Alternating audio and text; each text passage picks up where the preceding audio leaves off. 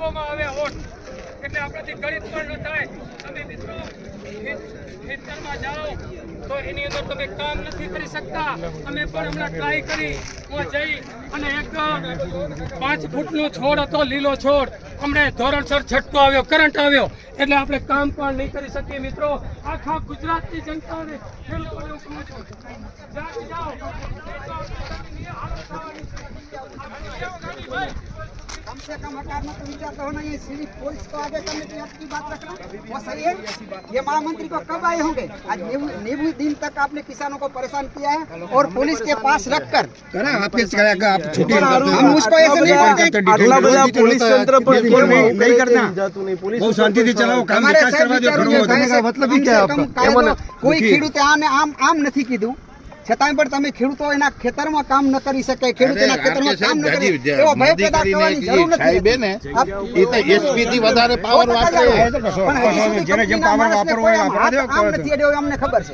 તમે પૂછો છેલ્લે કોને હાથ અડ્યો મને કહો, એક કાર્યકર્તાને બતાવો કે આ માણસે આ અધિકારીને આમ કીધું. અત્યારે હું એમને કરું છું.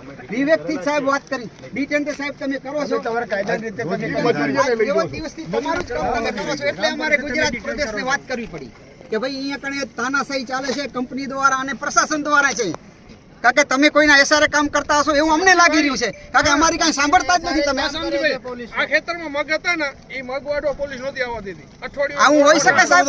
કોરિડોર ની તમે કરો, આવું હોઈ શકે? આ તો જો તમને કહી દો, આ 2-4 દાડાની અંદર નિર્ણય આવે તો બરાબર છે, નકર પરિસ્થિતિ આખી જુદી થાય ને. આ બધા પુલ ટાવર ઉભા કરેલા છે ને સાહેબ, એક ટાવર ખોલી લેવા પડી, તમારે ખોલી લેવા પડી ખર્ચે. આખા ગુજરાતના જો ખેડૂતો આખા ગુજરાતની અંદર જિલ્લા વાઇઝ તાલુકા વાઇઝ ખેડૂતોનો રોજ છે.